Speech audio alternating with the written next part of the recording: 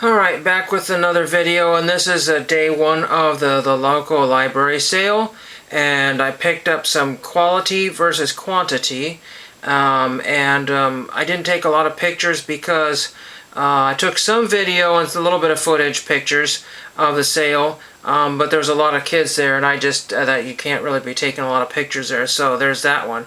YouTube has been acting kind of weird because it didn't upload my previous video, so I'm missing like a card video that I uploaded, and also they gave me a message, a really bad stern message saying they blocked or they deleted one of my comments, and if I do enough of them, then they will boot me from YouTube. It was the weirdest thing I ever did, but I'm pretty sure it was a video that the person posting the video said the exact same stuff that I had posted in the comments, essentially. So I don't know what happened there, but I guess I must have said some sort of magic words. I don't really know. It didn't really seem like... I don't know. I think that was the one video. I tried to go back, but YouTube did not tell me what was going on. They just said I was bad and go away, pretty much. And they were very rude about it. Very, very rude. And they said, you know, community guidelines and all this fun stuff here. But it's weird when you just see that message show up, because I was watching somebody else's video, and that just showed up right in the middle of it. And I was like, yuck, gross. So anyway, I'll just show you what I got here. And what did I grab first? I can't remember if I didn't go to the movies first, but I looked around, didn't see anything. A lot of booksellers there. A lot of people scanning books and all that kind of fun stuff there. So let's see if I can find what I found first, do this in order of what I grabbed here. There should be one more of these. So I went to the DVDs, and I found How Sherlock Changed the World, His Impact on Real-Life Criminal and Forensic Investigation. This is a PBS DVD. I usually can clean these up pretty good, you always have to be careful with some of these that they have these library stickers on here, because sometimes they will damage your players. They will sometimes get stuck. I've had some DVDs get stuck. I probably should have got a new case. This one's broken. I should have swapped out the case, but nothing like, you know, a crowded bunch of people. But yeah, the case is pretty much toast. I just got rid of, and it was funny because I saw a ton of DVDs, including brand new factory sealed ones that I had donated. So I had to try to make sure I didn't buy anything that I had donated.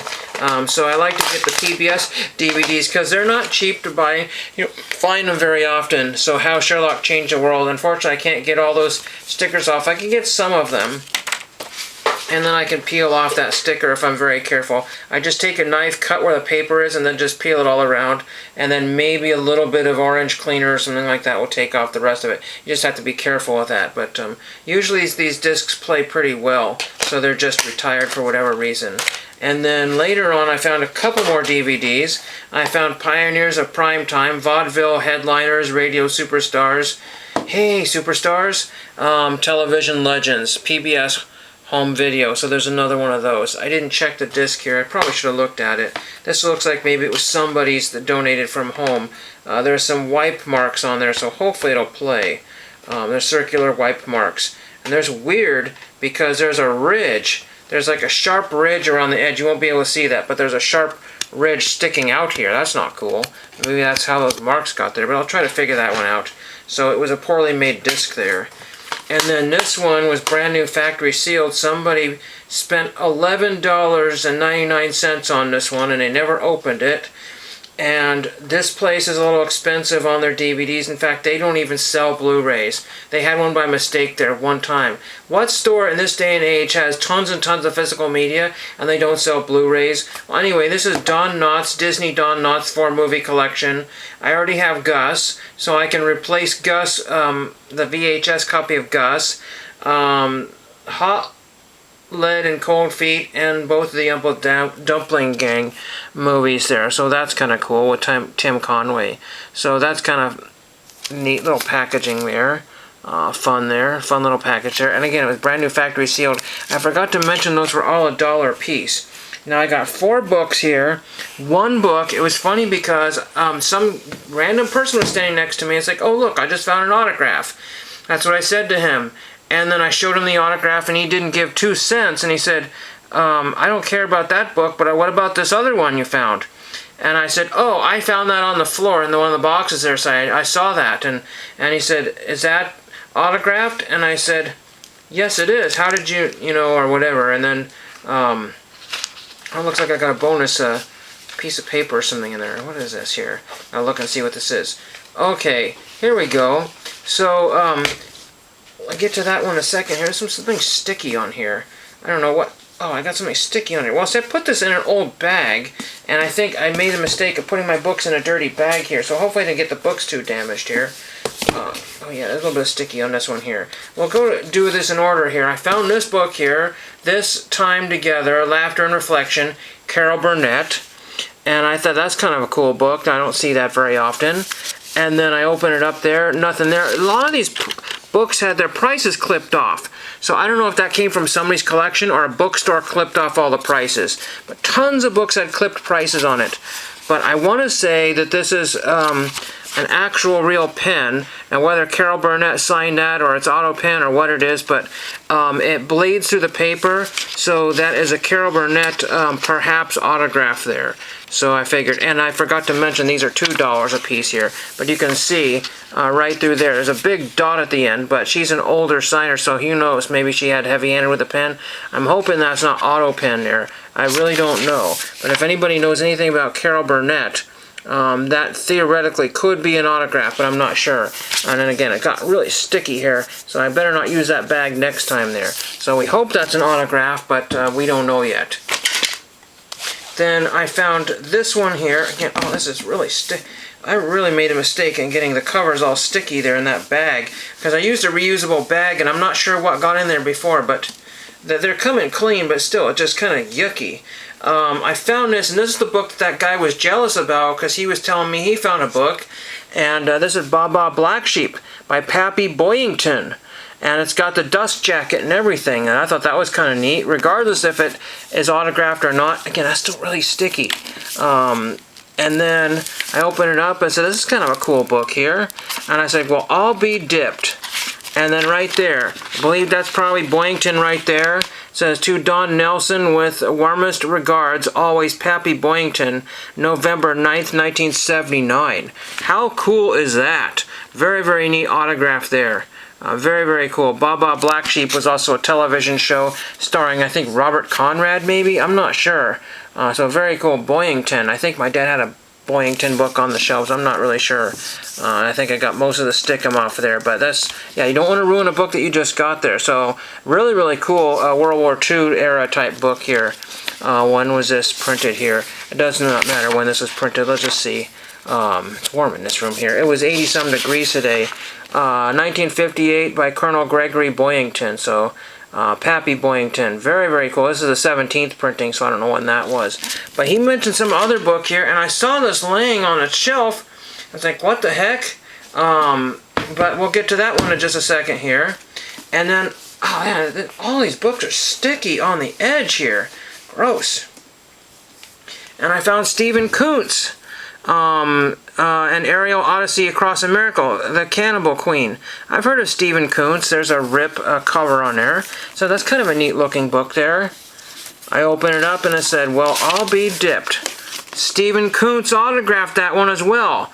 That is very, very cool. I don't know what his autograph is worth, but that's very, very cool.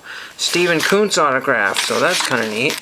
And the guy at the checkout counter was saying, that's a pretty cool book there you have. He didn't look to see if there's any autographs, but that's pretty neat. Who knows if he had found out that I collected autograph books.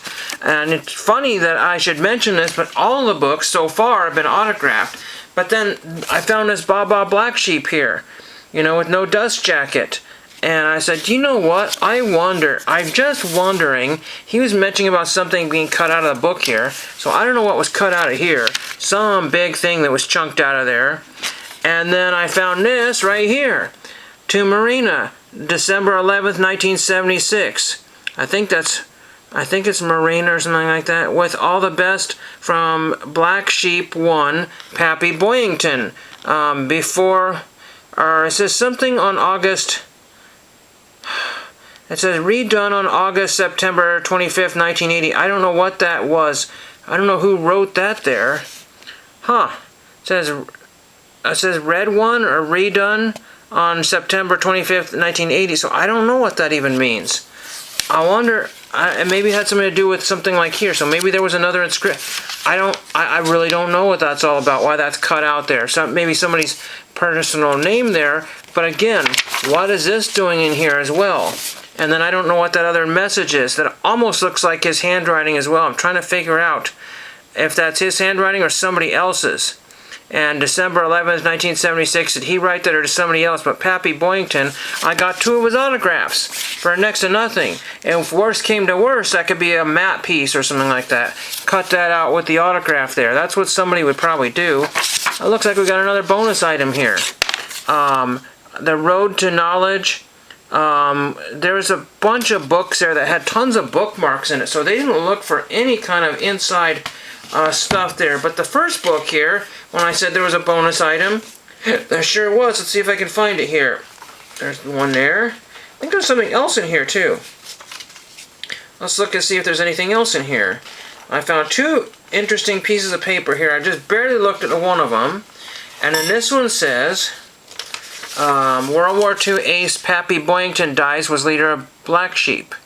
And I'm trying to figure out when this was here. Fresno, California, flying ace Pappy Boyington, credited with the shooting down record 28 Japanese planes during World War II, died Monday at a hospice. He was 73. I don't know exactly what day or time this was here. But it talks about the Black Sheep, and I think it mentions about the television show. Hold on, let's see if I can... he was an American war hero even before the United States entered the World War II. Following the bombing of Pearl Harbor, December 7th, 1941, he'd been credited with 6 kills over China earlier that year while flying with General Claire Chennault's American volunteer group of Flying Tigers. So really interesting there. The guy that saw me with the other book, he offered me $20 for it, and I said no. And then, oh yeah, okay. The Albany Democrat Herald, so I bet you that's back in 1988. That's probably when Pappy Boyington died. Very, very interesting. Very, very interesting. That's probably when that happened. Really cool set of books there. Amazing. I didn't think I was going to find anything. In fact, I passed up on another autograph and a few other things. It was just absolutely... really, really amazing stuff there. So again, $2 a book. I could not pass up day one. Really cool stuff, because I know those Boyington autographs would have been gone. And there's still opportunities to find more autographs. I just only looked at a fraction of the books.